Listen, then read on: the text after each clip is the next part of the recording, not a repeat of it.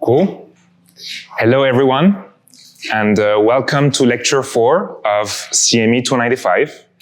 So today is Friday, October the 17th, which means that the midterm is 1 week away. So before we start, I'm just going to go over some logistics to make sure we're all aligned on what to expect. So the midterm will take place next week, same time. Instead of an hour and 50 minutes, it will be an hour and 30 minutes. So it's 3:30 to 5 in this classroom. So it's like business as usual. In terms of topics, the midterm will be about lectures 1, 2, and 3, which we had, and this one, which is lecture 4. So just to give you an overview of what you can expect in the midterm, there's going to be some multi-choice questions along with some free-form questions, but they're mainly going to be about the things that we've seen in class. So if you watch the recordings or attend the lectures and just go through the slides and know the important formulas, I think you'll be fine. So I know that you may have questions until next week, so that's why after this lecture with Shervine, we will be holding office hours. So feel free to come to us and ask us any questions. And of course, we'll be fully available between now and next week. So in case you have any questions, feel free to ping us on Ed, and we'll make sure to respond.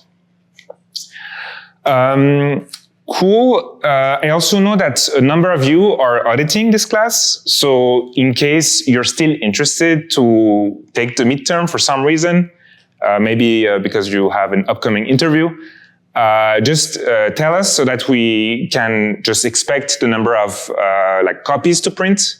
So we'll be printing this on Monday. So just let us know over the weekend in case you're interested. Cool. So that's for the midterm. And then the second piece of news is the final. So we said we were working on the dates. So we finally finalized the dates, which did not change. So it's Wednesday, December the 10th. Okay, so a little bit late, 7 p.m. to 8:30 p.m. So it's a slot that we have. The location is different from this one. So it's in this room. And the final will only cover the second part of the class, which is basically lectures 5 to 9. Any questions on this? Yeah. Oh yeah, good question. So is it closed notes? Yes. Yeah. Yes. So question is, what is the format of the multiple choice? So you'll have, so we did not finish writing the exam, but it's going to be something like you have a question and let's say you have like 3, 4 possible answers, and then you just choose the one that's correct. Something like this. And you'll also have some free form, you'll have to just answer in your own words. Yeah.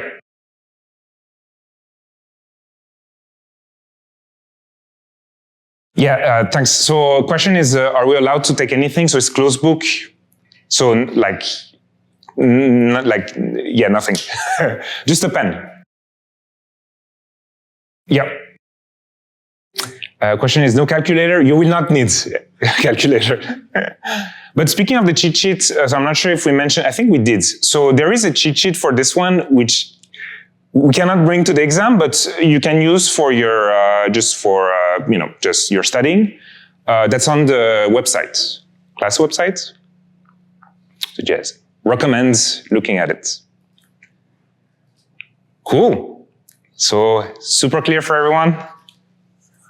Very cool. Well, okay. As always, we'll be starting the class just recapping what we saw in the previous lecture. So if you remember, we basically studied a new kind of architecture, which was called the mixture of experts, which is such that if you have an input, what you want is to not necessarily activate all the parameters. And so you are in a setting where you have multiple experts, and in the forward pass, you only activate some of them. So that's a sparse MOE. You also have the dense MOE, which basically weights the outputs as a function of the output of the gate. So we saw that this architecture was used in LLMs, and it was mainly used to be able to scale these LLMs without incurring an expensive cost at inference time, because you don't want to activate all the parameters. The second thing that we saw was just defining what an LLM was, and in particular, how you could decide on what the next token prediction is. So we saw three methods. First one was we called greedy decoding, which was always taking the highest probable token. The second method we saw was beam search, where we kept track of the k most probable sequences. And then the third one was sampling. So we're not doing most probable, we're not keeping track of the highest probable sequences. What we do is we sample the next token with respect to the distribution that we get as outputs. And then we saw there's this hyperparameter that's called temperature that allows you to tweak how spiky you want your distribution to like versus not. And we also saw some inference optimization techniques which are used in practice to avoid having like a big cost at decoding time. So I'm not going to just mention everything, but I would say KV cache, for instance, is an important method. So yeah, just recommend just knowing what it is along with the other ones. And with that, we're going to start lecture 4. And actually, I was really looking forward to today because lecture 1, we saw what self-attention was, what a transformer was. Second lecture, we saw some of the tricks that people use today and some of the variations from the transformer. We introduced what an LLM was last lecture. And this lecture, we're finally going to see how these LLMs are trained. So today, we're going to focus on LLM training. And the first thing that I'm going to say is, if you've been in the ML field for, let's say, more than a few years now, you may have noticed that traditionally, if you had a task, what you would do is train a model specifically for that task. So let's suppose like 10 years ago, let's suppose we had a task which was around detecting spam. You would train a model specifically to detect spams. So you would train on the training set, eval on the validation set, and then test on the test set. If you had another use case, let's suppose sentiment extraction, you would train a model specifically for that. And so on and so forth. But one could argue that these tasks, they're not completely disjoint. They're all involving just understanding the text. So one could argue we could find a way to somehow leverage the knowledge that we acquired during training for, let's say, one task and reuse that for another task. So this method has a name. It's been around for some time, and it's called transfer learning. So the goal of transfer learning is to not always start from scratch if you have a new task. It's to start with some pre-trained model, and we're going to see what pre-trained is, and then tune it for your task instead of starting from scratch. Well, it's basically the paradigm on which LLMs are trained. So the idea here is that all these tasks, they involve understanding language. So what we're going to do is have what we call a pre-training stage, which involves training your LLM on vast amounts of data to just understand what language, what code is. And then have a second stage of quote-unquote tuning. And we're going to see a little bit what that tuning is. But in that second stage, we're going to take our pre-trained model and somehow find a way to tune the weights to adapt to a specific task. So as an example, here we would pre-train a huge model, and then suppose for spam detection, we would somehow tune it for that. Sentiment extraction, same. We would tune it for that, and so on. So this is just to take the example from before. And the idea here is, in order to obtain these models, we're not going to start from scratch. Cool. So, okay, so now we're going to see what pre-training is. So pre-training is by far the most expensive, both in terms of compute, cost, everything, part of the training. So what it does is taking a huge amount of data and training your LLM to just predict the next token. And here by data, what I mean is basically everything you can find. So it can be text in English, can be text in other languages, it can be even code, can be code in different languages, can be basically the whole internet. We're going to see some of the data sets that people use for that, but you can think of this as just training your model to try to predict anything that's written. And as I mentioned, the objective here is to predict the next token. So if you remember, our LLM is a text-to-text model, and most likely a decoder-only model in more than 90% of the cases. So what it does is it takes some input text and it tries to always predict the next token in an iterative basis. So in terms of the data sets that are used, you will see the term command crawl a lot on papers. It's basically a data set composed of anything you can find on the internet. So I think they have something like 3 billion pages per month. So if you go on their website, they have a huge archive. So there's a bunch of other websites as well that you can find in there. So for instance, Wikipedia articles, any like social media as well, like Reddit. I know there are a lot of Reddit conversations in those data sets. You have a lot of codes. And of course, you have a bunch of places for that. You have GitHub, you have Stack Overflow, all these like forums that talk about codes. So all of this is meant for your model to just understand the structure of the language and code. And in terms of size, so it's measured in terms of tokens, number of tokens. And one order of magnitude that I want you to remember is on the order of hundreds of billions, or even trillions, or even tens of trillions of tokens. So I'll give you an example. So GPT-3 was trained on 300 billion tokens, and for instance, Llama 3, which was, I believe, published last year, was trained on 15 trillion tokens. So these are huge data sets. So before we go further, I want to introduce two notations, and I think one of them I introduced it last lecture. The reason why I want to talk to you about these notations is they're used everywhere to talk about how much compute some model needs. So the first notation is FLOPS, which stands for floating operations.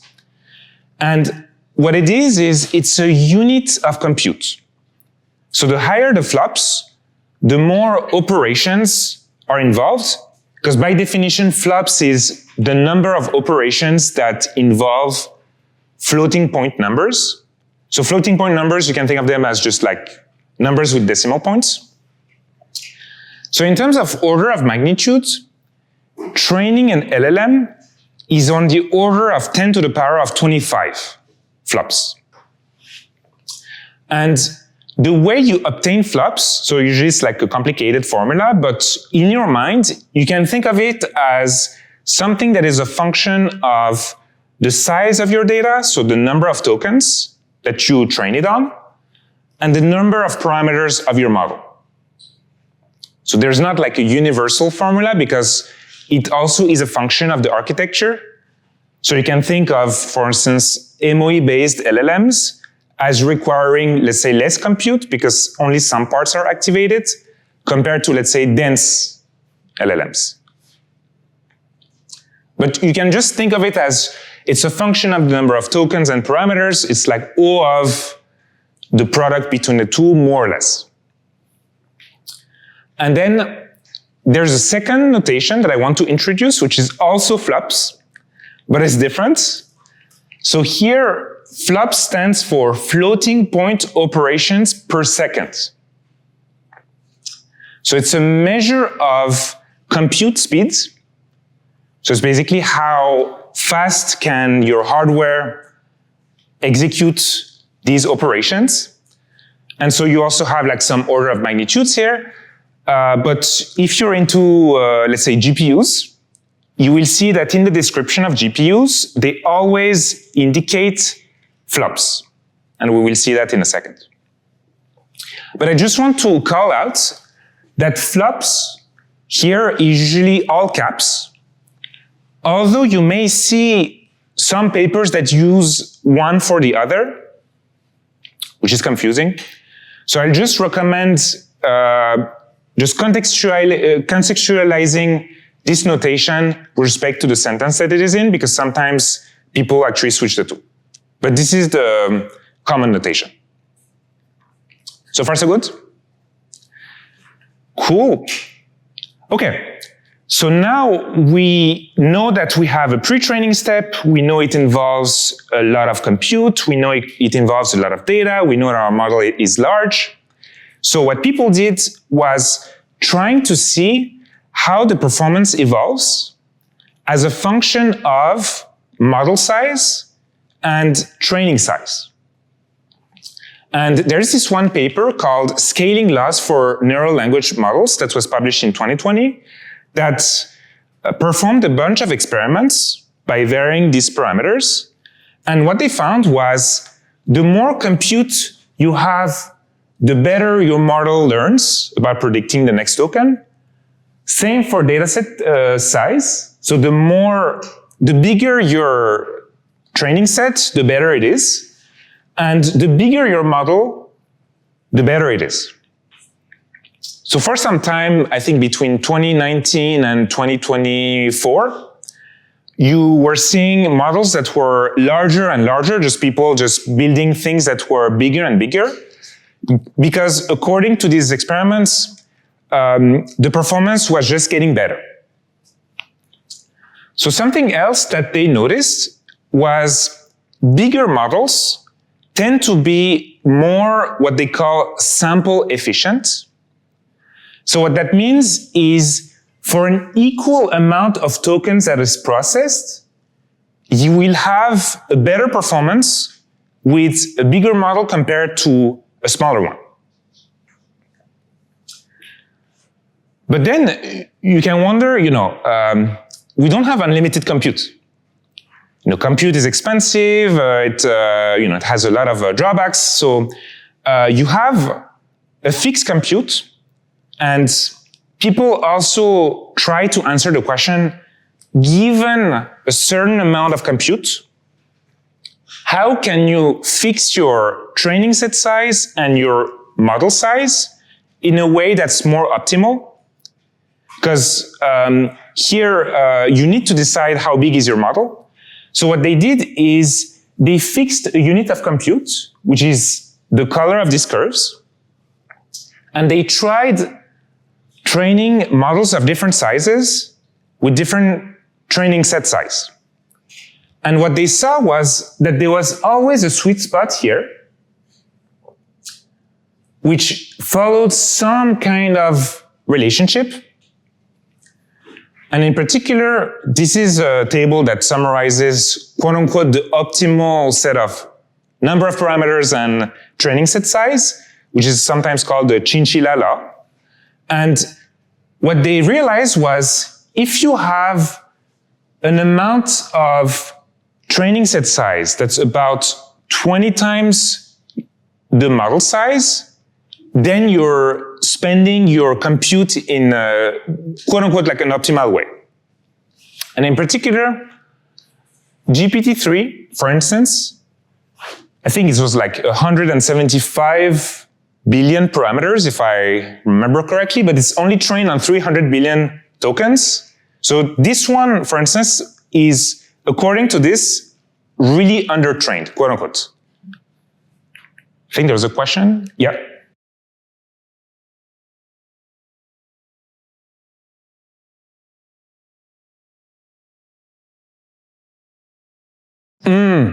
So yeah, the question is, do they fit the neural architecture? So I think by now, everyone agrees that LLMs are transformer-based, decoder-only models.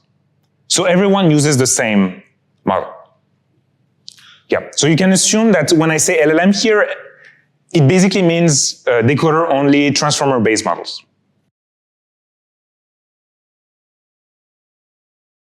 Yeah, question is, architecture change does not play a big role. So that's what they say actually in their paper. They say the thing that changes the most is the amount of tokens on which you train and the size of your model. Cool. Any other questions? Yeah.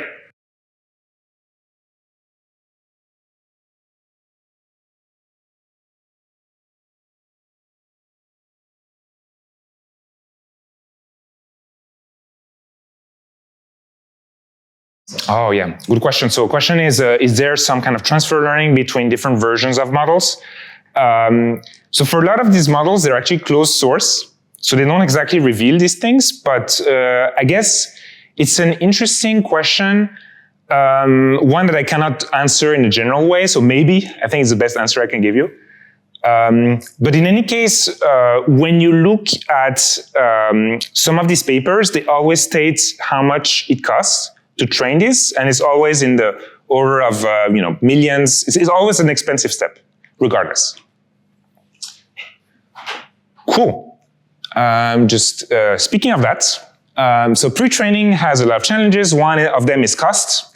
So when I say millions of dollars, it's minimum. I think it can even cost tens of millions of dollars or sometimes hundreds of millions of dollars. It takes a lot of time. And people have been mindful of the impact on in the environment, so they've also been including the ecological cost. So the other challenge is that the pre-training step is on data that is up to the time at which you pre-train your model on. So what that means is that the knowledge that you acquire from training on this data set can only go up until the date at which you cut your data set. So this date is called the knowledge cutoff date. And so what that means is your base model, your pre-trained base model, has no way to know by itself knowledge that occurred after this date. And speaking of that, a lot of papers, they've tried to edit knowledge, inject knowledge. It's always tricky because there's not a clean way to change the weights in a way that does not penalize some parts. So I guess what people want to do is inject knowledge, but not regress in some other domains. And this is a very hard problem. And of course, these models, they try to predict the next token. And there's this question of what if it just generates something that it has seen at training time, so what we call plagiarism. So there's always a risk. So these are all the challenges. I just want to illustrate when I said the knowledge cutoff dates. So if you go on, let's say, the OpenAI website or Google websites to look at the model cards, you will always see, so I'm not sure if you can see from here, but there's always a line on knowledge cutoff dates, which tells you on when the pre-training of this model was done. So here, for instance, GPT-5 was released a few weeks ago, and here it says the knowledge cutoff date is September 30th. So you can guess that they've done their pre-training around that stage. Cool.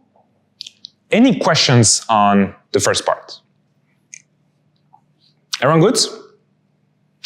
Perfect. So in this first part, we've seen that pre-training was a crucial step of the LLM training process. And we've seen all these big numbers And one could wonder, well, how can you train such a big model on such a big amount of data? Like, how do people do that? So this is what we're going to see here.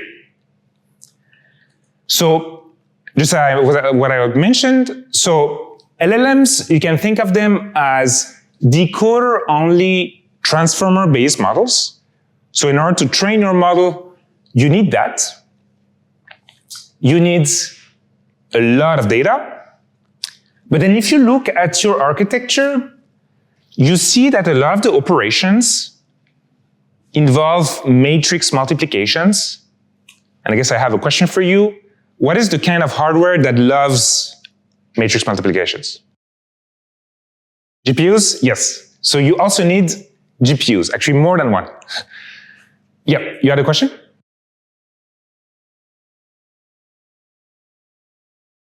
Oh, question is GPUs for inference. So this one we're going to focus on training. But requirements for GPUs, they differ a little bit between training and inference. But in this part, we're solely focused on training. And speaking of GPUs, I guess it's not GPUs everywhere because, for instance, Google, they've developed their own hardware that's called TPUs. But any non-Google Google-based models, they've most likely been trained on GPUs. Cool. So in order to train your model, what do you do? So first of all, you have your LLM, which is now, so this is this model, but now we're representing with a box just for simplicity. You initialize it. It's like a lot of parameters. So you can think of the scale as being somewhere around like billions to hundreds of billions of parameters. So huge model. And what are the steps involved to train a model? Well, what you're trying to do is to tune the weights so that the model can learn how to generate the next token. So you have one step called the forward pass, where you have a bunch of data that you're trying to pass through the network. And while we do that, I just want to call out things that are important to note that we need to somehow save in memory. So when you do this forward pass, you have something that's called activations, which are basically the values at each layer that are needed in order to compute the loss. So the loss tells you how off you are compared to the label that you want to train this on. And so the amount of memory that you will use here is dependent on a lot of things. It's dependent on the model size, which impacts the number of activations. It's dependent on how big your batch of data is for training. And it's dependent on how large your context length is, because if you remember, here we have O of n squared complexity because of this self-attention operation, where n is the sequence length. So you have all these parameters that come into play. So once you do the forward pass, let's suppose you compute the loss, you know how off you are compared to your label. Now the next step is to somehow tweak the weights in a way that minimizes the loss. So how do you do that? There's this another pass called backwards pass. So what this pass does is quantify the direction where the loss is going to be minimized. It's called a gradient. You take the gradient of the loss with respect to each parameter. Well, gradients, they also need to be saved somewhere in memory. And then you have finally the weight update, which is where you know where the direction at which your loss is going to be minimized. So you apply that update to your weights. And you typically use optimizers out there. Like, have you heard of Atom Optimizer? Yeah? So Atom Optimizer is just a fancy version that has some additional quantities, which keep track of, which are basically a function of the gradient. So you have the first moment and the second moment, which is basically an average of the moving average of the gradient and the squared gradients. And all these quantities, so the first moment, the second moment, you also need to somehow save them somewhere in memory. So it's a lot of things to save. Well, okay, breaking news, memory is not unlimited. Memory is limited. And so here what we have in front of us is the description of a GPU. I think so, yeah, H100, which is a very good GPU. And you will see that in that description, there's a line on GPU memory. So GPU memory is your amount of memory per GPU. It's 80 gig for this one, which is quite large. So it's on the order of tens of gigabytes. So you need to store all these things in 80 gigabytes, which is not a lot. So what are we doing? What will you be doing? So I guess the idea is to leverage not one, but several GPUs in order to somehow distribute the load across CPUs. And in order to do that, you have several methods, which we will see in a second. So the first set of methods is called data parallelism, also known as DP. So what this set of methods does is it distributes data across GPUs so that this forward pass and backward pass, they can all be done kind of independently. And so the idea here is to divide the batch of data across devices. And then in order to do that, of course, you need to have a copy of the model per device. Because of course you need to compute the activations, you need to compute all these things. But when you do that, you're able to reduce the memory that is linked to the batch size. So that's called data parallelism. Yes. Question is, how about gradient update? Well, it's a great question. So what do you do when you have independent computations here and there? Well, the gradient is just the average of the gradients for this thing. So you have some communication in between the GPUs that basically aggregates the gradient for the updates. So I have a question for you. Is this the answer to everything? Like if we just scale up like this for, I don't know, a lot of GPUs, is it great, always great, or do we have like cons? Oh yeah, great point. So yeah, you have to fit one model. So yeah, that's a great point. So the second point that I will add is you have an additional cost, which is called communication cost, because you need to somehow communicate between your GPUs in order to aggregate some quantities. So your training is going to be slower. It's good, you can scale up the memory. Of course, you need to fit a model on a device. And we will see how we can do that, but you will be incurring those communication costs, so it's not all great. So speaking of the memory and the fact that we want to, I guess, be able to at least store a model per device, so people have realized that there's actually a lot of duplication. And there's been a paper on wanting to deduplicate this duplicate information. And this method is called zero redundancy optimization. And the idea is that on each GPU, you store the same parameters, you store the same gradients, you store the same optimizer states. So the idea here is, how about we partition those quantities across GPUs? So the first variation is around sharing the optimizer states. So meaning we partition those states across the GPUs. So this reduces the memory by a lot. We can also partition the gradients, and we can also partition the parameters. So here we have no redundant information. Things are just partitioned.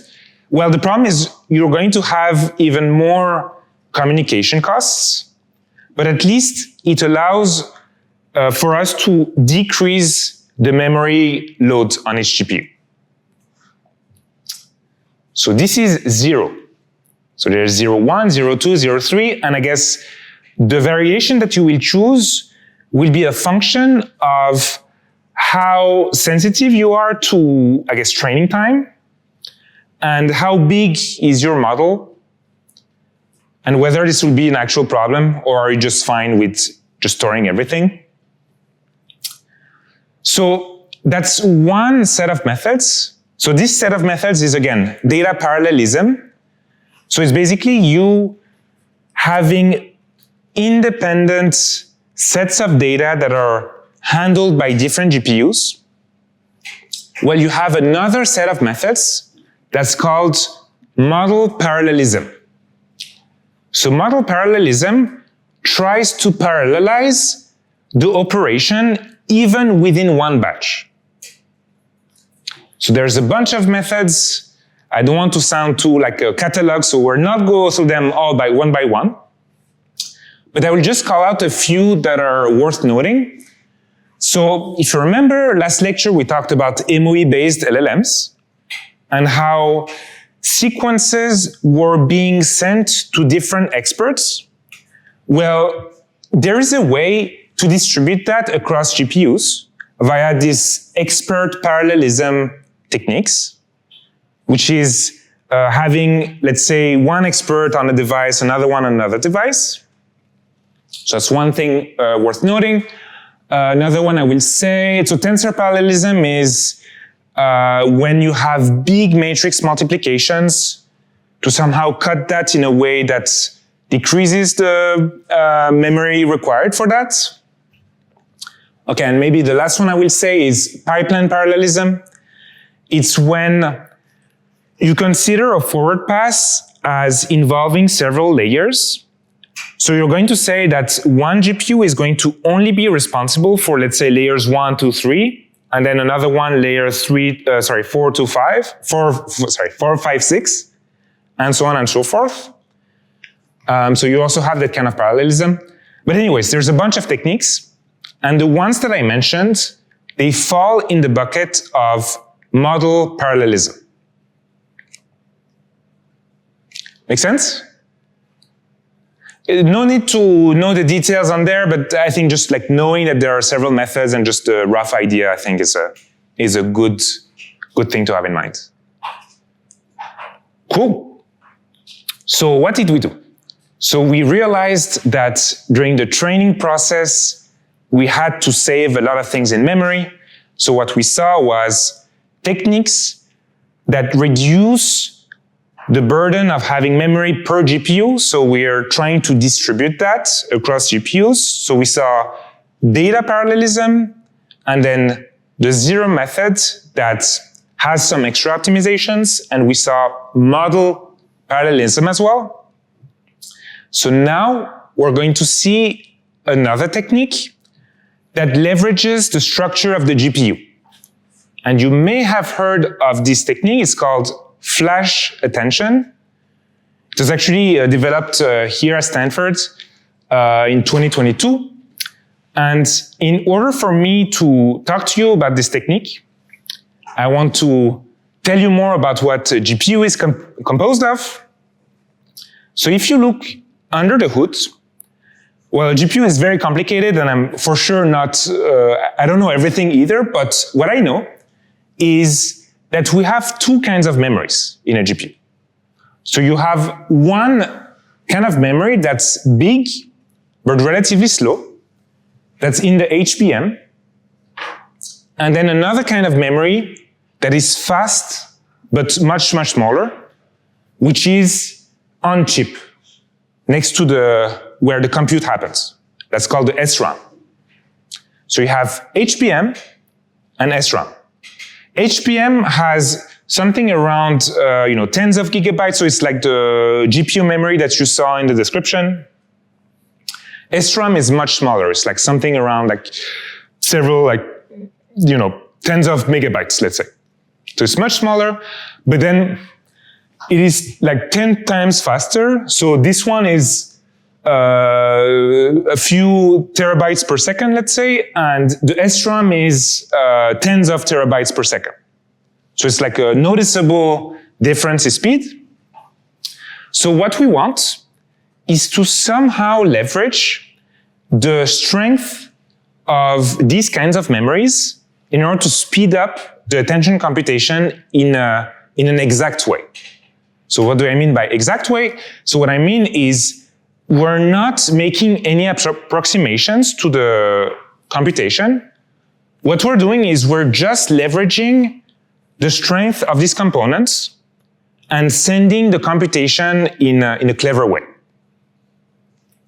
So if you remember, the self-attention computation is done with this very important formula. So it's softmax of queries and keys over some scaling factor times V. So this allows queries to interact with everyone else. So in matrix form, you can think of queries as being as having the number of rows equal to the sequence length, and then columns to being the dimension of the query, and then same for key and value. So you have these big matrix multiplications. So if you do this computation the standards, the vanilla way, what you would do is store them in the big but slow memory component of the GPU. So you would store it in the HBM. So here is what you would do if you were to not do any optimization. So you would take those matrices from the big but slow HBM, perform the computation, and then write it back to the HBM. And then you would read that result again from the HBM, compute the softmax, and then write it back to the HBM. And then you would, again, load this plus the value matrix, multiply them, and then write them to the HBM. See, there's like a lot of read and write to the HBM, so it's a lot of data transfer, which actually becomes the bottleneck. So a GPU is very, very fast, but then you spend a lot of time just loading your matrices from the memory. The reason why you do that is because of this softmax operation. So do you remember what a softmax does? So it normalizes the quantities so that they sum to 1, but it's row dependent, meaning that each row needs to sum up to 1. So in a sense, you need that computation to happen first before you do your softmax. Like, if you just like look at it like that, you would think, yeah, you need to do the whole thing first. Well, turns out that you don't need to do everything at once. And this is the core idea behind flash attention. So what flash attention does is it tries to minimize the amount of read and write from and to the HBM, and instead takes small blocks, and it's called tiling. The method is called tiling. It takes small blocks that it sends to the SRAM so that it gets computed from end to end before being sent back to the HBM. Does that make sense? So the idea is, let's send small matrices into the SRAM so that it does the whole, full end-to-end computation, and just send it back to the HBM. Because we want to minimize the amount of read and write from the HBM. So here's how you would do it. So you remember the softmax computation with the query and the key and then the value. Well, what you would do is to cut your matrices and then proceed step by step. But then there's a cool trick that I want to talk to you about, which is that you don't need to compute the whole matrix inside of softmax in order to achieve the whole softmax computation. Because if you think about it, let's suppose you have a whole matrix and then you have like different, let's say, columns or like submatrices, S1 to Sn. Well, softmax of this huge matrix is equal to this matrix where the softmax is taken with respect to each of these submatrices up to some scaling factor. So this is the core trick. And if you want to be convinced of it, just look at the softmax formula. It's like exponential of something over some quantity, which is shared across the row. So this scaling factor will just fix this with respect to that. So with this in mind, what we will do is take each respective slices of these matrices, do the whole computation, and then populate the corresponding entry in the output matrix. So we will do that between, let's say, the first slice of the query and the first slice of the keys and the values. And then we will repeat for the other slice until the end. And then we will repeat for the other queries as well until the end.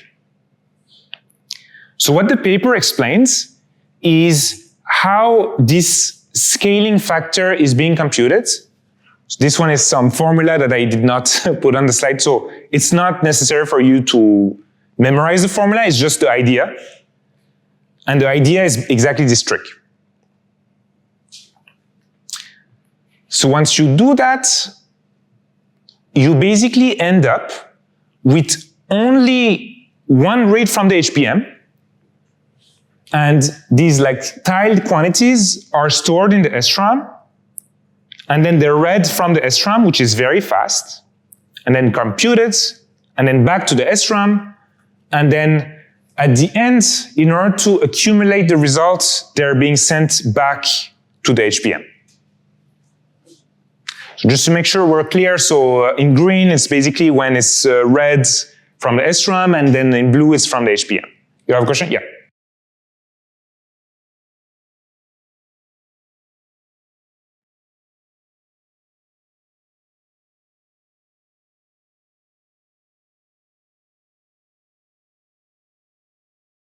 Yeah, the question is, do you take the whole row or a portion of it? So you can take a portion of it, but just for illustrative purposes, here we take the, this is just for illustrative purposes. You can think of your matrix as being completely, like a grid, and then you just like multiply accordingly. But yeah, this is just for illustrative purposes. Yeah. Yeah.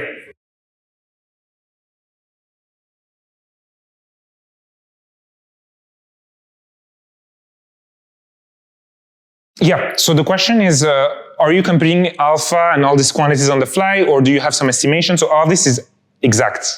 And they're computed in an iterative basis. So the way it works is when you populate the output, you will keep on having some extra quantity that will adjust for that. Think of it as just some formula that works. So yeah, I highly recommend looking at the paper. They actually explicit that quite a lot. So yeah, the paper is flash attention, fast and memory efficient, exact attention with I/O awareness. All of the links are in the slides. But yeah, highly recommend just looking at the exact formula in case you want to be convinced. Cool, but the idea makes sense overall? Any questions on this? Cool. Well, this was flash attention. But there's actually another idea from the paper. So this was only the first idea, which was around making the attention computation faster. The second idea is, given that the attention computation is faster, now let's try to be smarter about the backwards pass. Because when you compute, in the backwards pass, when you compute the gradient of the loss with respect to a parameter, the chain rule will surface some activations that you need to have in memory. Well, here, given that computing these activations is very fast, one idea is to just not store activations from the forward pass, or at least not store everything, but instead, in the backwards pass, compute these activations again. So it's called recomputation. So when you do the forward pass, you compute an activation to be able to compute the loss, but then instead of saving it to reuse it during the gradient update, you will just discard it and then recompute the activation during the backwards pass with this very fast technique. And when you do that, it's actually quite remarkable. So you do more operations. So gigaflops is, it's just a derivative of flops. So it's the number of operations you're doing. So with flash attention, you're doing more operations because you're actually recomputing things. But then, so you also see fewer read and writes from the HPM. So here, for instance, it was 40.3 in the standard way, and then 4. So it's like almost a 10x reduction.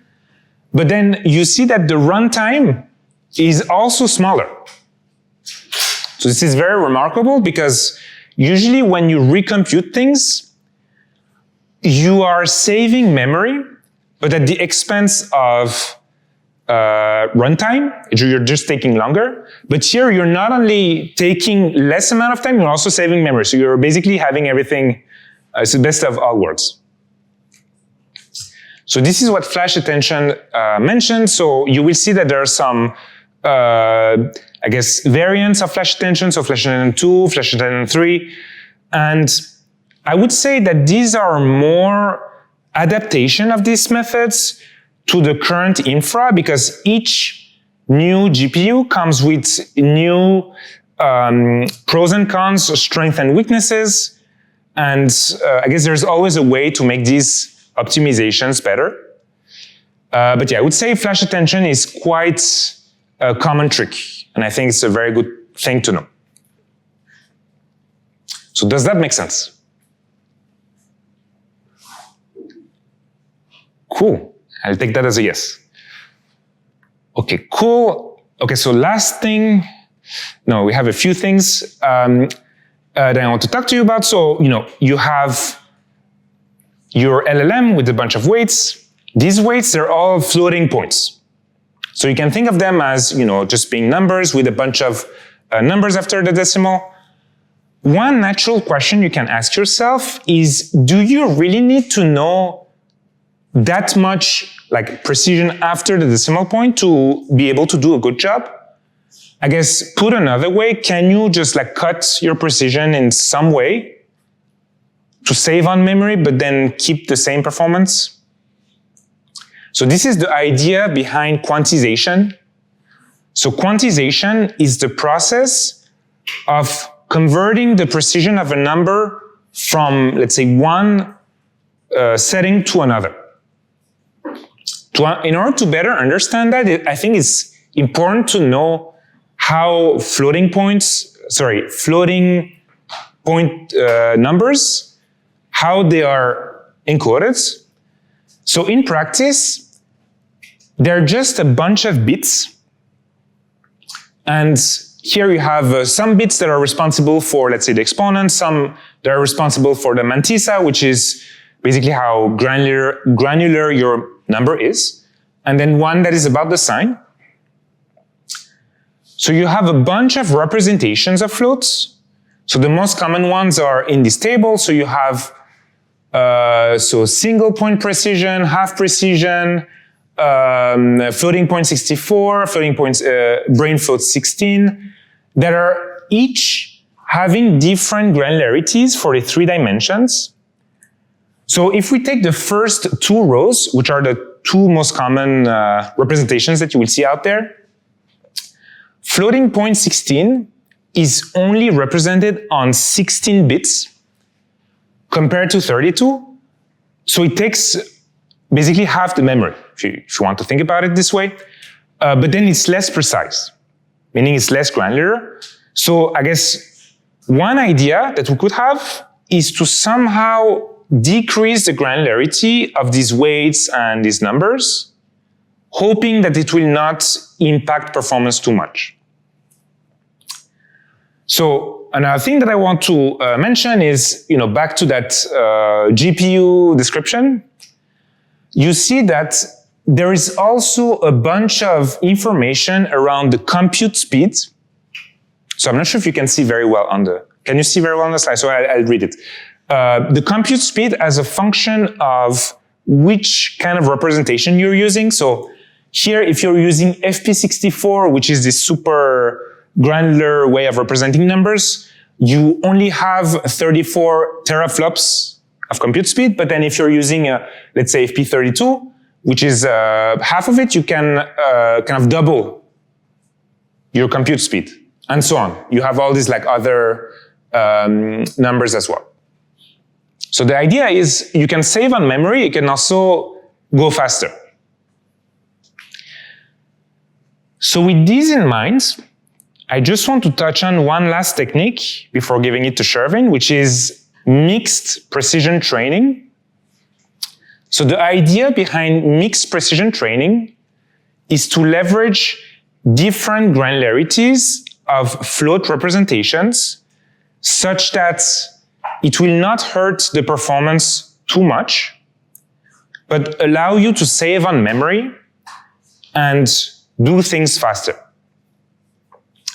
So the idea behind mixed precision training is you have your models, or you have your model, you keep your weights in high precision, so FP32, and all the operations that you do in the forward and backwards pass, you're going to do it in a lower precision. So in this case, FP16. But then the weight update will be done still in FP32. So the authors of the paper, when they did that, basically what they realized was the performance was not degraded too much, but then you had a lot of savings on memory, and then it was running faster. So now you may wonder, well, why are you keeping the weights at a high precision but not the activations and so on? So I can offer you just a bit of intuition. So whenever you perform a forward pass, you're performing that on a set of data, but the set of data can be noisy in itself. So maybe all the decimal points so all the numbers after the decimal point may not be as useful. So you can think of this update as being more like, in which direction should the weights go to a more optimal state. So it doesn't require them to be super precise, but then it's much more important to keep your weights, so the weights of the model in high precision, in order to not accumulate errors due to quantization. That's one way of just thinking about it. But the long story short is, if you reduce the granularity of some numbers, then you will have a lot of benefits and not a lot of disadvantages in terms of the performance. Cool. Yeah.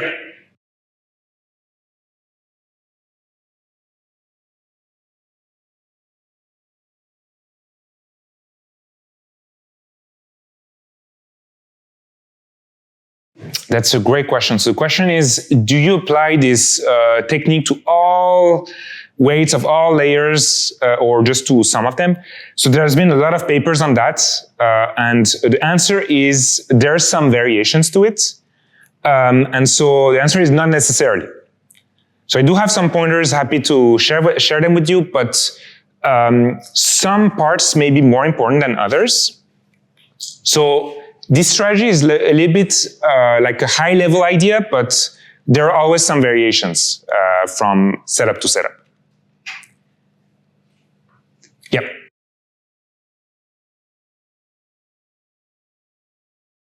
So is your question that people rely on the relationship between parameters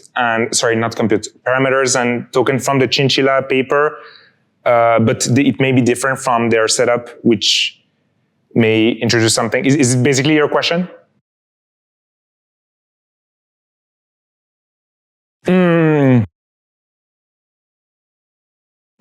So the question is there also an optimal precision to use? So I would say people use different things. There's not like a set way where everyone does something.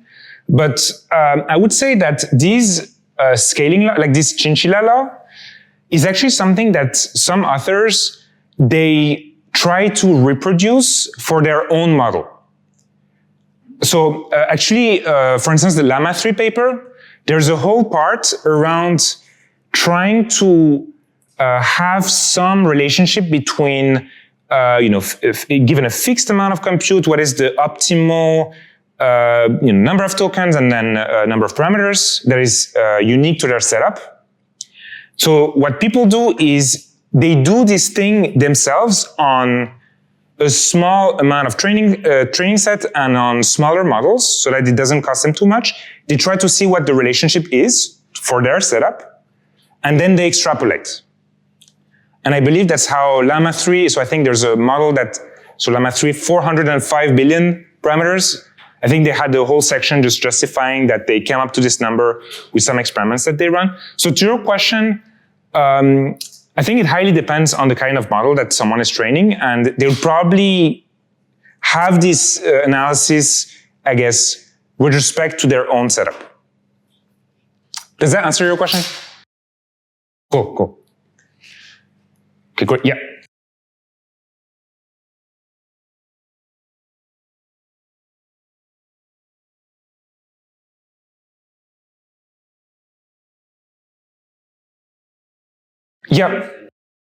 Yeah. The question is there something you can do about the range? So there are several types of quantization. We'll not go into details here, but I can give you like 0-point quantization and abstract quantization, which are different techniques that play with these ranges. There's also like a quantization technique that Shervine will cover that also talks about that. So yeah, stay tuned for this, but I think 0-point quantization and abstracts are ones that maybe you can look into for this. Cool. So with that, I'm going to give it to Shervine. Thank you, Afshine. So now we have seen how pre-training worked. We're going to see together the next stages of training. So as we saw with Afshine, pre-training was a way to build the intuition to the model about how language was constructed and about the main characteristics of what is contained in the training data that is general enough. So this is why we had corpuses that spanned huge corpora of text that are typically of the size of what you find on the internet. So typically very large and raw and conveying aspects of language. So now you might want to ask yourself, how can we make such knowledge actually helpful? So this is something that we're going to discuss just in a second. But before we discuss about what could motivate further training, I want to come back to some very simple example that will surface what could be such a need. So let's take our favorite example about our teddy bear. And let's say we have a very practical use case. So we have thoroughly loved our teddy bear, but now it has become a bit dirty. So we need to wash it. And you might want to ask your favorite LLM if you can put it in the washer. So with the description that Afshine mentioned of LLM pre-training, I wanted to ask you all, what was your opinion about what could the output to this be? So any guesses? Yep.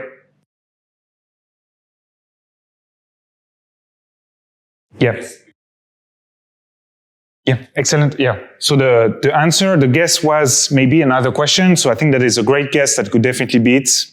So here in the example, we put some other sentence that could be likely, but the gist is the same.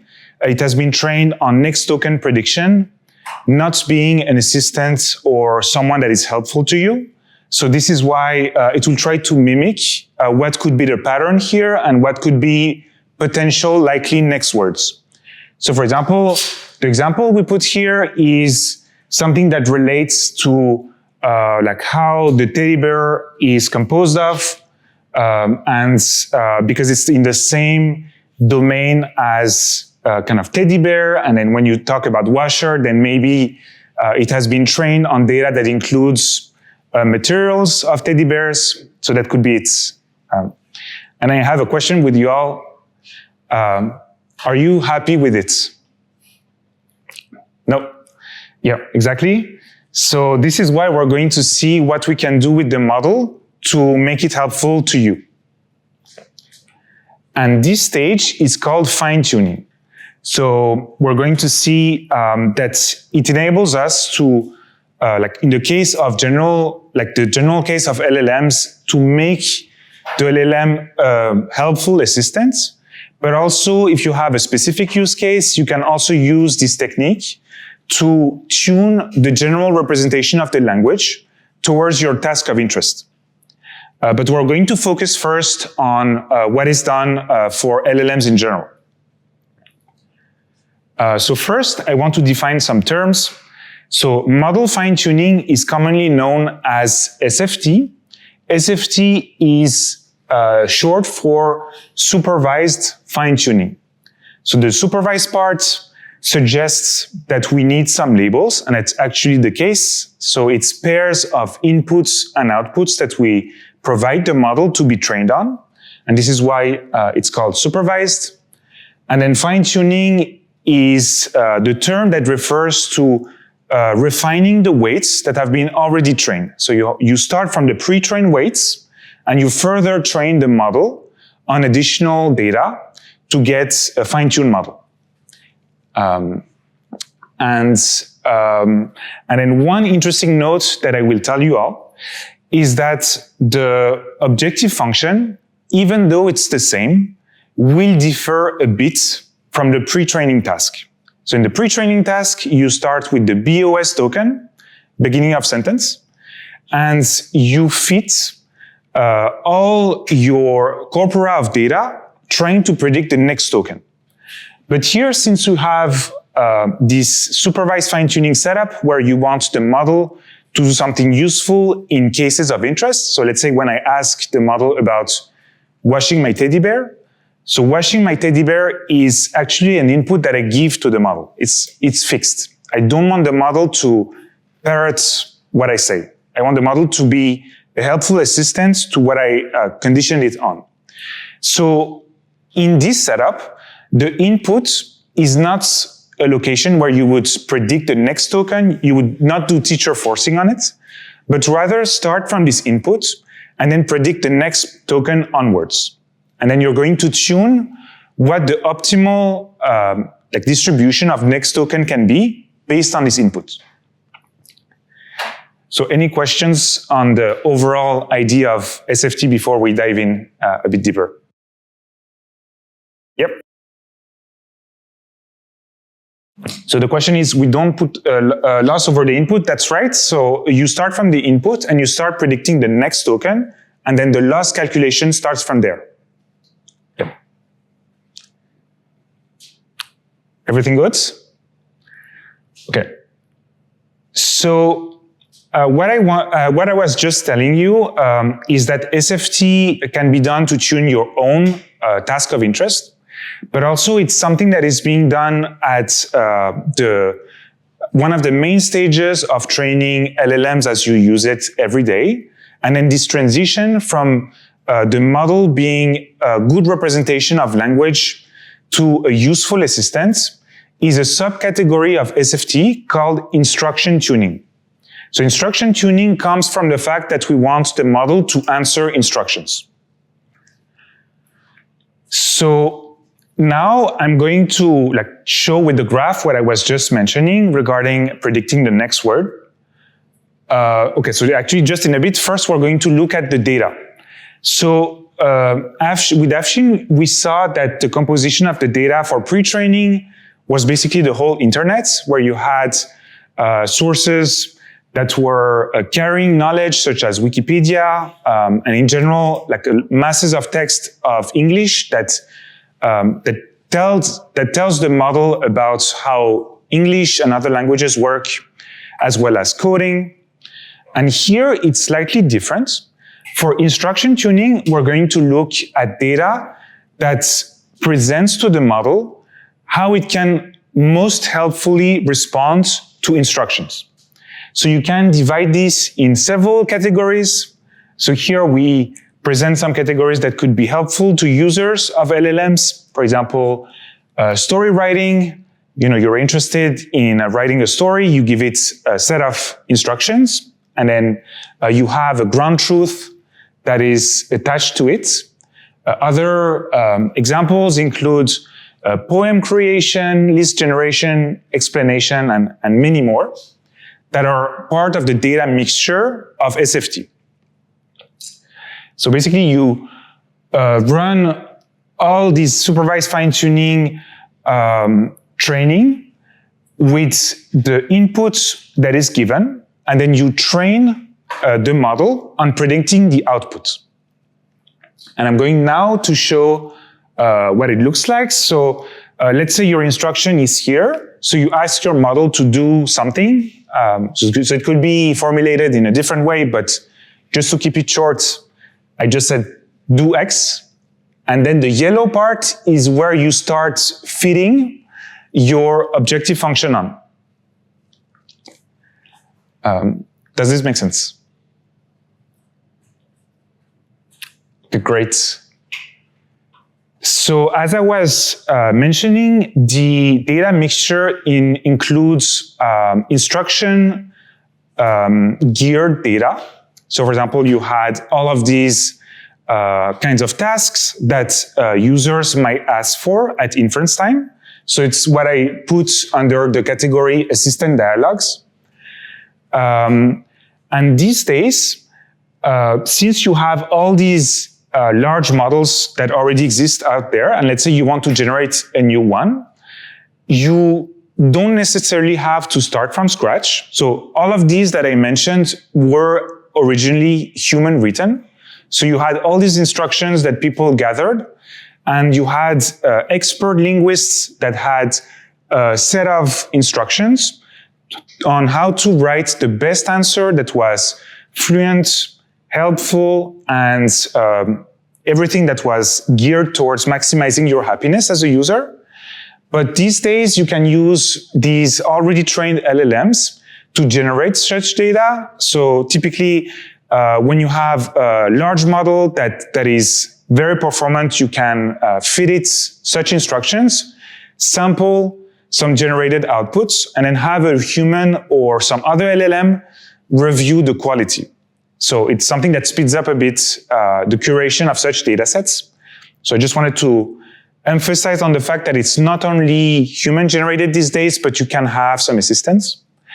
And besides all of the categories that you care about, so typically math or how you write a proof, how things follow each other, or codes, like high quality code bases, you also have other aspects that are very important when you release a product like this to the wider population that come under the umbrella of safety.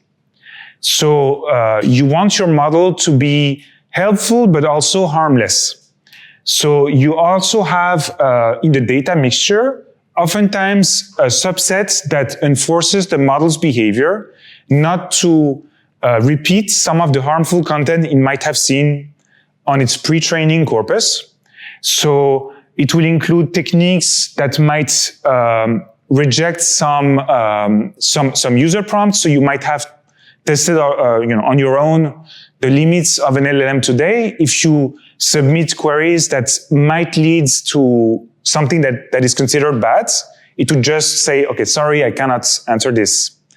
And this sorry, I cannot answer this is, could be done via regex, but very rarely because it's not scalable. And then people actually embed this property as part of the model. So You have techniques that like rejects user queries that are seen as harmful, or there is some other phenomenon such as hedging that nuance the output of the model in order to not make blanket statement as well. So you might have data sets that includes such flavors. And you can have many more depending on the task of interest that you're dealing with. But what I'm listing here is what usually the LLMs out there that aim at being general assistants gather. They tend to be like general tasks that are being trained on. Any questions on the data? Yep.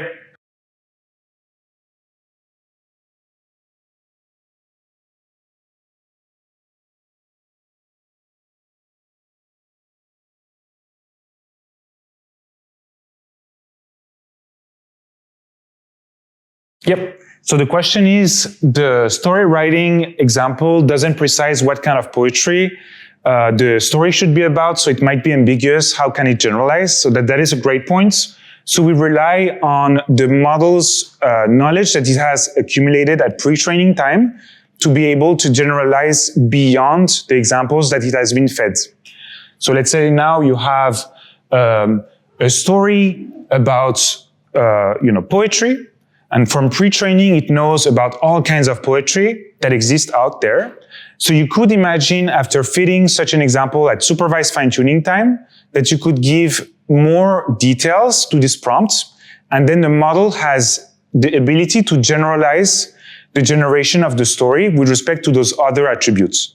So you can have, I think like the example that you mentioned is a great example of the magical ability of LLMs to adapt to natural language. And all of that has to do with the kind of distribution it has seen in the past and what we teach it.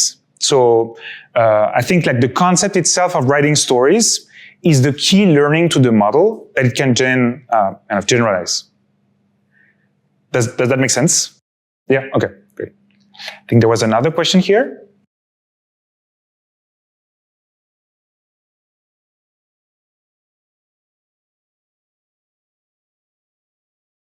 Yep, so the question is about the term of alignment.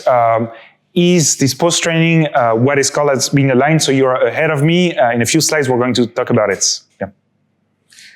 Okay, great questions. Any other question? Awesome. So, and then just like Afshine did it for the pre-training part, I'm going to give some orders of magnitude. So the same GPT-3 and Llama 3 papers that Afshine referred some numbers from don't actually give their statistics in terms of token numbers for the instruction tuning side, but actually in number of examples. So you see you have about 13K used by GPT-3 and 10 million for Llama 3. And okay, so let's do some quick estimation. Let's say each example is about 1,000 token. When you multiply that with the number of examples, you see that the size of the data sets used for SFT is several orders of magnitude lower than the one used for pre-training. So the mental model that you need to have here is that pre-training is a lot of data. You want to learn about general characteristics about language. And then SFT is more exactly what, so someone was mentioning just now regarding alignments, was aligning the goal of the model to being suited for your tasks. So typically very high quality data sets and much more like concise and precise in terms of number. So like lower, like less order of magnitude. Okay, great. So now let's try this exercise again. What do you think could be the answer to our instruction-tuned now model to the same question? Anyone wants to take a guess? You want to try again?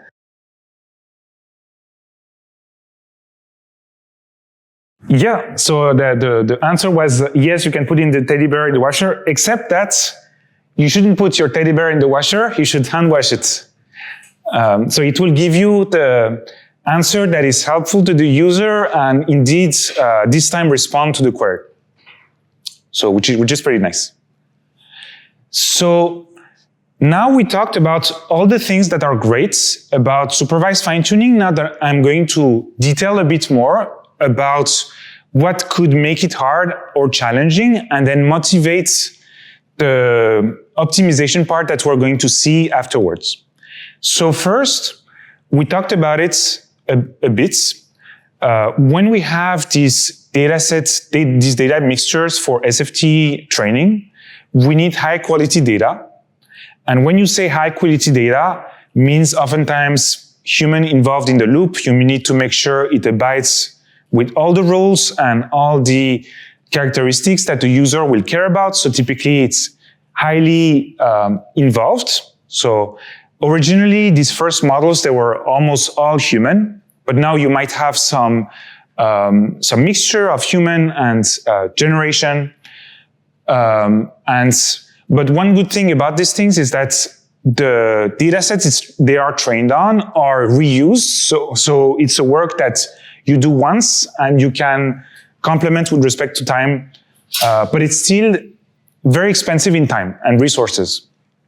So the second point I want to mention comes back to a point that someone just made regarding the distribution of your SFT dataset and how it would align with actual inference distribution.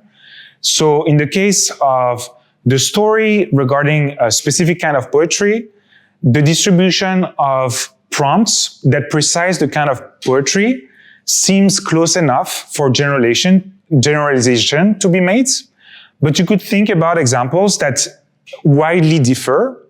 So let's say you ask for a story that is in some movie plots, and it differs from the stories that you might see in textbooks. So this could be slightly out of distribution, and it could have trouble generalizing to that.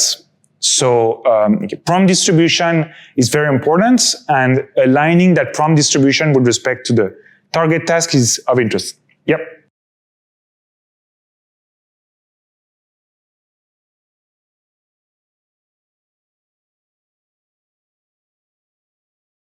Yeah, great point. So the question is about, let's say you have SFT tuned your model, and now you put a training input back to the model. Will you get the same story?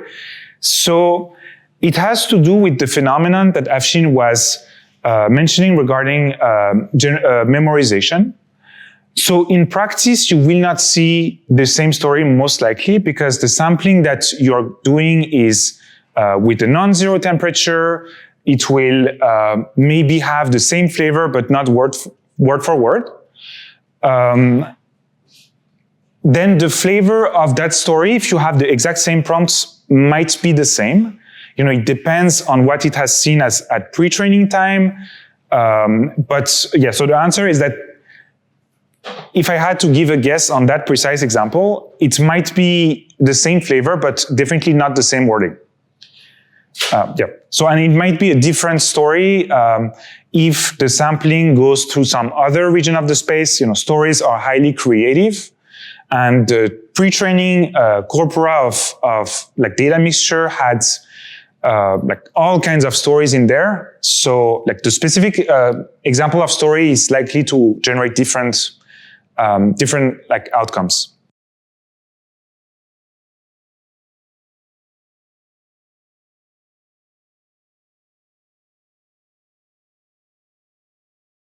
Yep.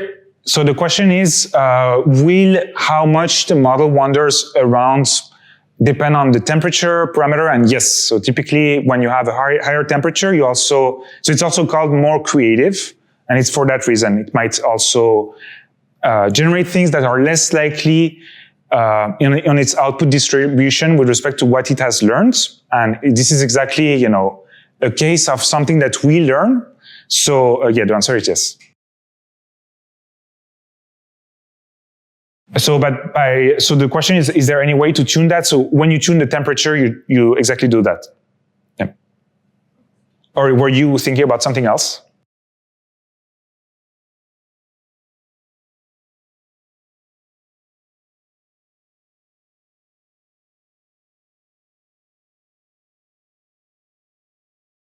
Yep.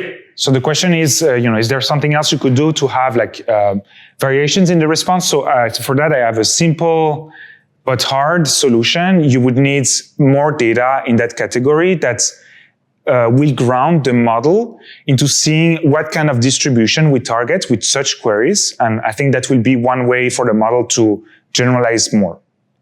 Yeah. So I think like it will be working on the data part. Was there another question? All good? So, yeah, so this is a very relevant question because it touches on the topic of generalization.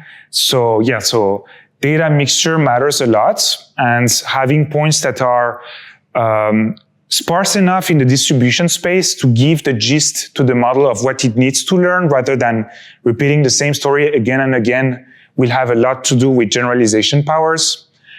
And then this is something we are going to see in a second. How do you evaluate such models? The feeling that you get as a user on how helpful a model is tends to be subjective. So how can you put some number on it is going to be a key topic of interest. And then also, very soon, we're going to see how to make the computations not that expensive. So Afshine talked about training optimization techniques, but now when we're at the fine-tuning stage, maybe we can go one step further and see what simplification assumption we could make. Okay, awesome. Now let's dive into one of these challenges, which was the evaluation part. So people have decomposed what they care about in categories. So I'm listing here some dimensions that are evaluated against and that give some quantitative number.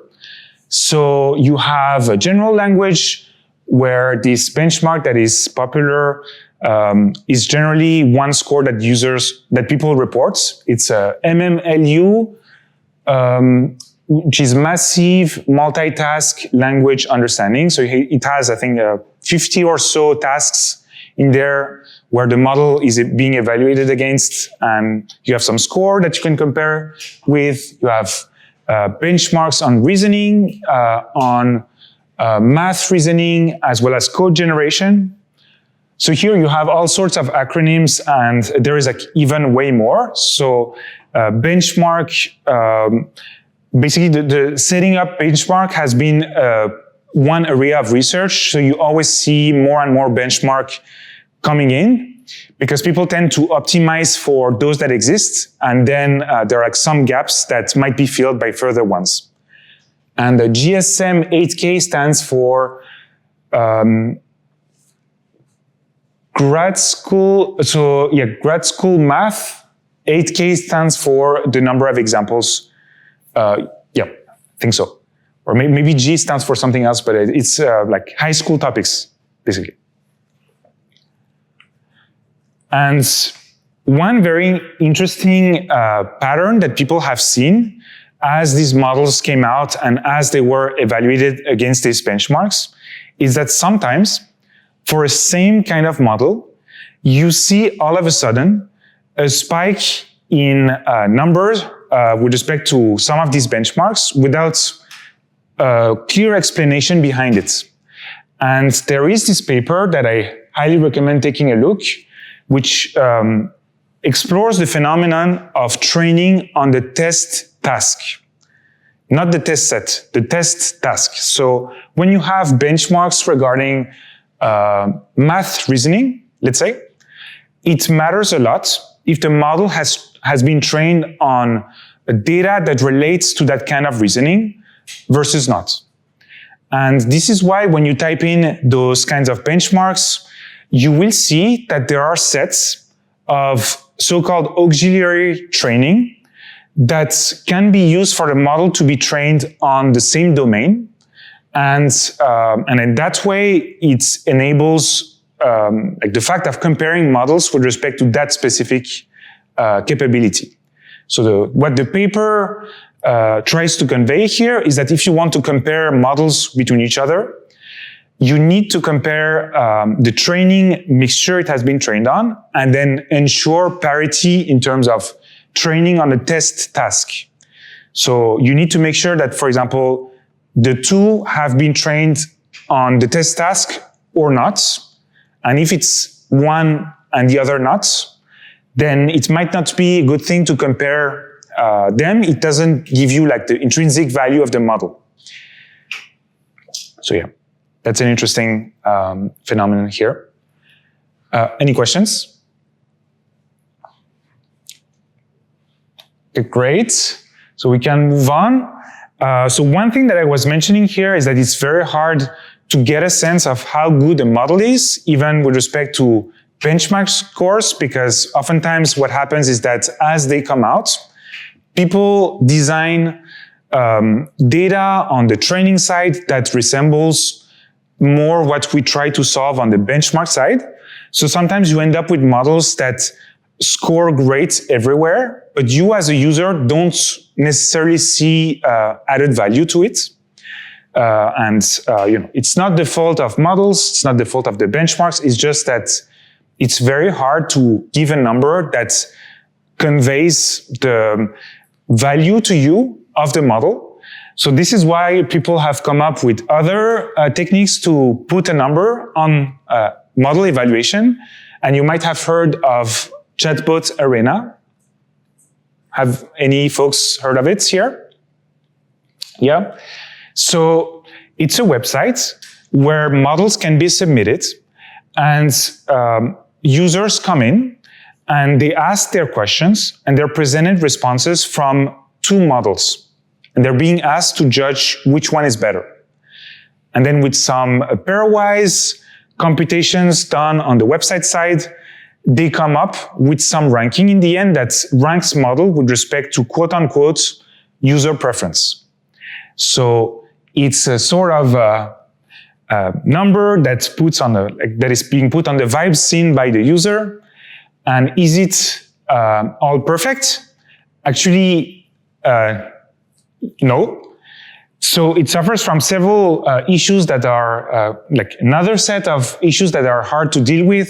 So among them, when you have a new model that come in, you have some noise at the beginning with respect to which other model it's being compared against. And these first few steps actually influence quite a bit the actual ranking, which makes it kind of a brittle property. And there is a paper that actually shows that it's easily possible to rig such a leaderboard. So I'm not sure if there is any evidence that it has been done in the past, but you can use any model. If you ask the question, "Who are you?" it's just going to say who it is. If you ask ChatGPT, "Who are you?" it's going to say, "Hey, I'm ChatGPT, I'm a helpful assistant." And this paper observed on this very simple property that it was able to detect what model was being evaluated against. And let's say you have an adversarial player, it could rig the ranking just by selecting the right model. So it's not foolproof. And then on other aspects, so some of the benchmarks that evaluate these models, they're actually curated by experts that know very well about the target distribution of what a given prompt should give. So it has a set of guidelines that says clearly, okay, this is factual, this is non-factual. So they're able to determine what is good versus bad. And you as a user, you might not know about it. Because let's just take the example of the teddy bear that you wanted to put in the washer. If I don't know that I need to hand wash my teddy bear, and if I have a detailed response regarding you need to wash it with the machine wash cold, and I could, as a user, find these pieces of advice helpful because they are actionable to me, but actually, are they factual? That is a whole other set of issues that you as a user wouldn't be able to tell on a lot of queries. And another challenge that we have here is a user preference. So who here likes it when there are emojis in LLM responses? Yes? No? Yeah? Yeah, personally I do.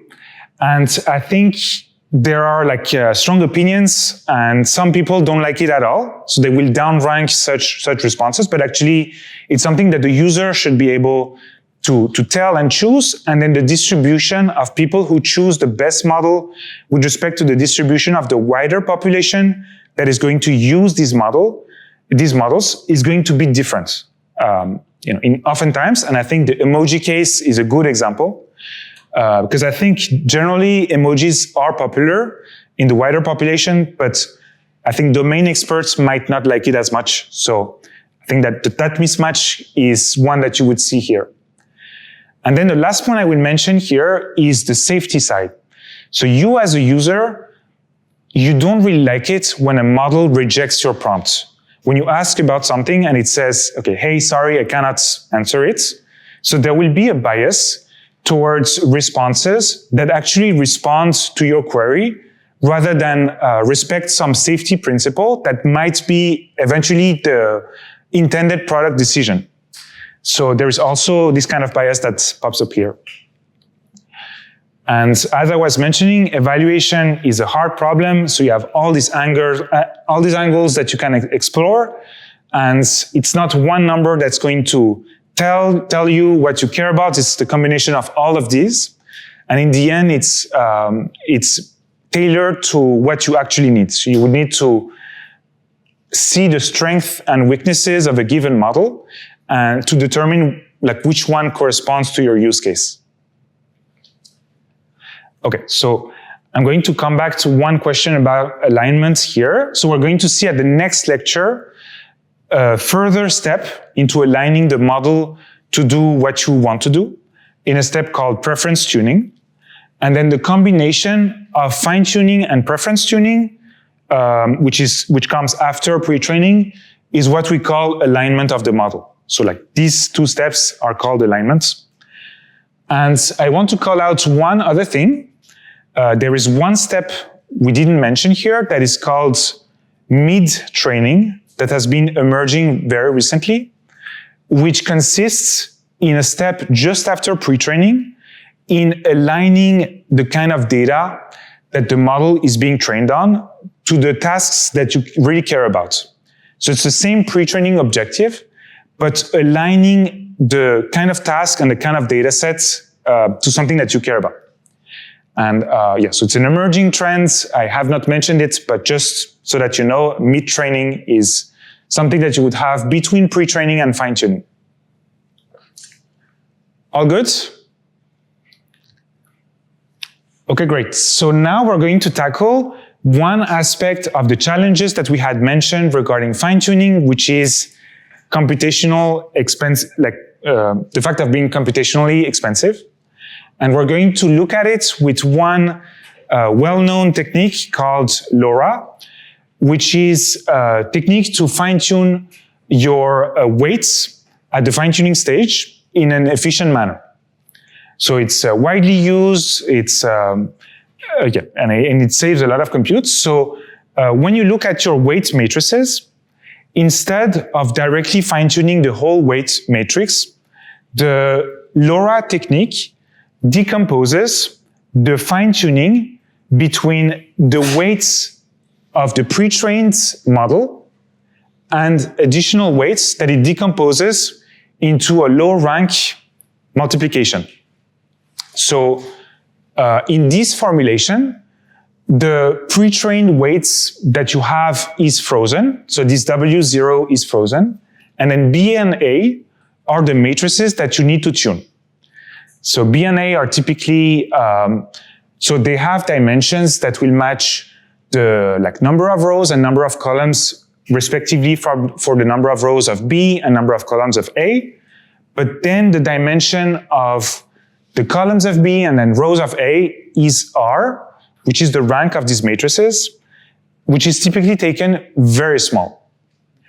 So the dimensions of W is typically hundreds or thousands, and the dimension of R is typically up to 10 or O of 10. So as you can imagine, it results in much less weights to train. And then I will mention just other techniques to improve efficiency and then ease the fine-tuning. Some methods called prefix tuning and adapters. So they're explained in the class textbook, but we're not going to dive in, deep into them because they're like less commonly used, but just so that you know. Okay, so let's walk through in detail how does LoRA work. So when you want to fine-tune your model, so you have all these ways for which you have already learned a distribution at pre-training time. So one naive way of operating fine-tuning would be to directly iterate on these weights. But what we're doing here, as we said, is to decompose these into the weights that we have already pre-trained on and this product of matrices. And what LoRA says is that you can do a forward pass on both these terms and then add these quantities in the end. And A and B is going to be characterization of your task of interest. So let's say you have a model that, so Afshine was mentioning the kinds of tasks that you can maybe specialize your model on, for example, spam detection.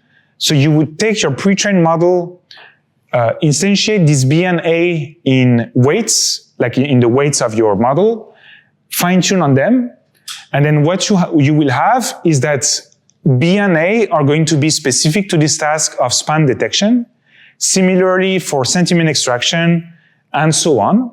So it's a very nice property that you can start from a base model, further tune your weights, and then have your A and Bs that are task specific. So I want to comment now on where were these matrices being learned. So in the original paper of LoRA, it mentioned training only on the attention matrices, but later on, people realized that it might not be the place where it has the most positive impacts on performance. And then there is a blog that came out a few weeks ago that studies this into detail. And then they realized that the feed-forward blocks are actually those where putting LoRA is most beneficial. So today, typically both these components carry LoRA matrices, but the bulk of the performance improvements is actually contained in the feed-forward block. And then I want to mention two interesting properties about LoRA. So when you fine-tune with LoRA weights, you want to use a higher learning rate. So typically 10 times more is the guidance. And then one interesting fact is that it doesn't perform as well when you train it with larger batch size. So I don't have a good theoretical explanation to give you for each of them. It's more empirical observations that have been emitted. But to give the main lines behind the mindset shared from people who study this phenomenon, the first one might be guided by the rank of the LoRA matrices that might be small, and as a result, like given the regions of space that it needs to explore, you need a higher learning rate. And then the second one, the hypothesis here is that the training dynamic of products of matrices is different than a full matrix. And this is where the increasing batch size phenomenon occurs. So it's basically the tentative explanations given there. So now we're going to explore an optimization of this. But before I dive deep into that part, does anyone have any questions on the LoRA part? Yep.